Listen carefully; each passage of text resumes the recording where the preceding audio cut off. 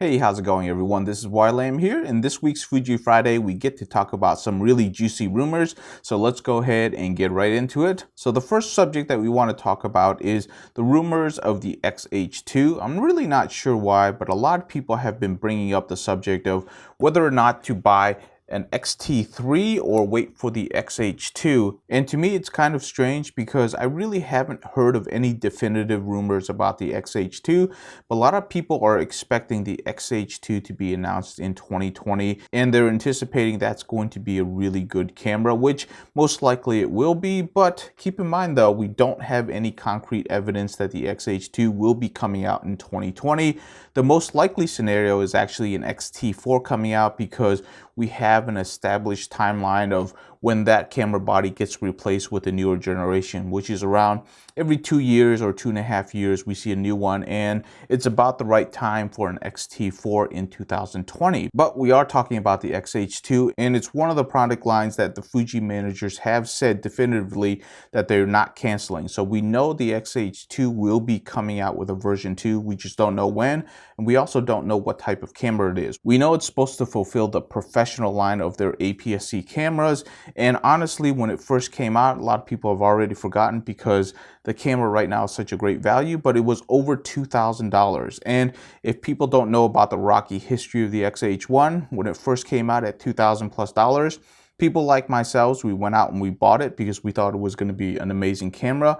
And at the time it was, but less than 6 months later, the X-T3, this camera right here, blew the doors off of the X-H1, and it pretty much lost its sheen almost immediately, less than 6 months after the launch of the X-H1, which was a real downer for anybody who spent $2,000+ on this camera because they saw an immediate plummet in the value of their cameras, and they saw a camera with better technology just come out in less than 6 months. So it had a really rocky history, and anybody who first purchased that camera when it first came out, there was plenty of people out there who are not happy with how that played out because they basically lost their value and saw a better camera come out just way too soon. We're really waiting to see what the X-H2 is going to be. Is it going to be a dramatic departure to the X-T line, which Fujifilm as a company can definitely do because they have brought out some really interesting technology over the last couple of years. The interesting thing to see here is whether or not they're going to do it. Now, people have expected the X-H2 to be already announced or to have some rumors of it. So we could be seeing a dramatic redesign of the X-H2, which could be a good thing because there are definite improvements that we want to see in the Fuji lineup, like, for example, having a bigger battery so that it can accommodate all these power-hungry features. That's something that I would really love to see. It's not exactly a, top-of-the-line feature, but it really does help in the professional scene when you have camera batteries that can last for the entire day. Things like that. So the X-H2, highly anticipated, but if you're one of those people that's waiting for that as opposed to getting an X-T3, you really do have to remember that we really don't know anything about this camera, and it's probably going to be another expensive camera. In other words, it's probably going to be $2,000 price, whereas in 2020 we're most likely going to start seeing discounts on the X-T3 because they're going to start reducing inventory to make room for the X-T4. So that's really something for you to think about. And of course, you want to think about the X-T4 because there's going to be a fairly good chance that it's going to get announced in 2020 because it just follows that timeline, which we're all really used to if you're following all of the Fuji camera lineups. So I am excited to see what they're willing to do because some of the features and some of the specs that they've been pushing have been really good. So I'm really hoping for kind of a revolutionary camera for the X-H2, and I'm kind of looking for an iterative improvement in the X-T4 when that comes out. So we'll see what happens. If you heard of any rumors or if you have something you want to share, definitely leave it in the comments below. But for anybody who's waiting on the X-H2, I think you're better off actually looking forward to the X-T4 instead. And this brings us to the next subject, which of course is the X-T4. Over on FujiRumors.com, they have an interesting article up about the X-T4, and they're sharing some specs that people are talking about, which is the X-T4 is going to have IBIS, which is some really great technology.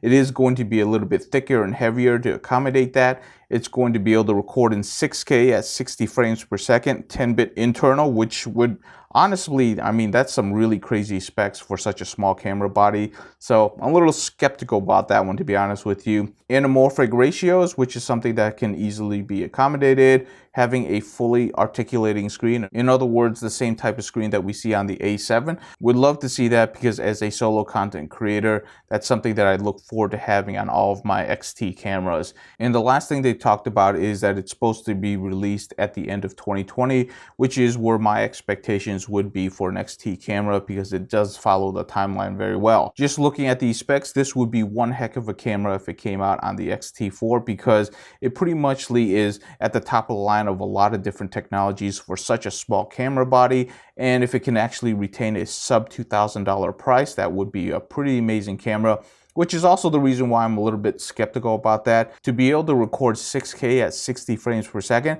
that's going to be one very hot camera, because at 4K, 60 frames per second, this X-T3 is already pretty hot, and it's something that you would have to manage. So if they were going to be doing this, they're going to need a processor that's going to be very efficient. They would also need a battery that should last a little bit longer, because the standard battery recording at 4K is already well under an hour. So if we were going to be recording 6K with even faster bit rates and even more information being captured, I can just see that being like a half an hour battery, which is terrible. We would have to rely solely on external power in order to power the camera for 6K, which is something that's very feasible, but that would take away from the small camera form factor. And honestly, for a lot of people, I think the X-T3 will still be a better value. Where you want to really upgrade to the X-T4 if it has these type of specs is when you're really doing a lot of professional works and you do need a lot of reframing, because keep in mind, while it can do all of these things, you also need supporting equipment that can actually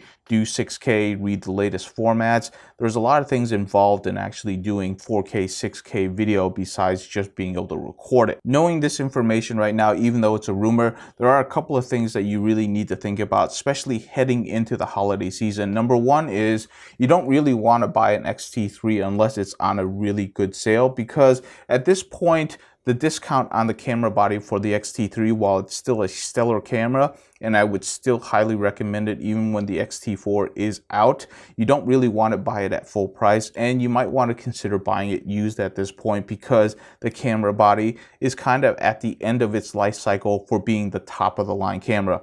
I'm not saying it's at the end of its life cycle in terms of being a great camera, because the specs still hold up. It still records 4K, takes amazing RAWs, and has everything that you want in a professional camera. Now, if you're on the fence right now on whether or not you want to buy a Fuji camera body, you want to use something right now, the X-T3 is still an excellent camera, and even when the X-T4 comes out, it will still remain an excellent camera. So as long as you don't mind not having the newest generation of camera bodies, it's still going to serve you really well. So for anybody, who doesn't need the top of the line cameras and you find a really good deal on X-T3, I would go ahead and pull a trigger and be happy with a camera body.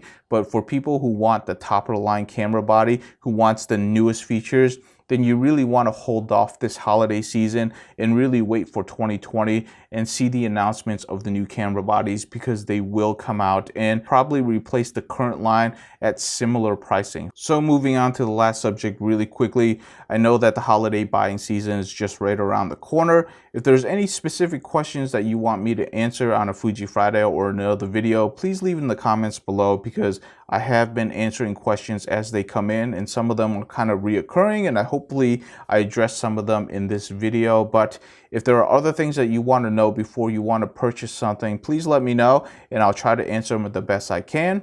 Thank you so much for watching. I hope you have a great weekend, and I'll see you in the next video.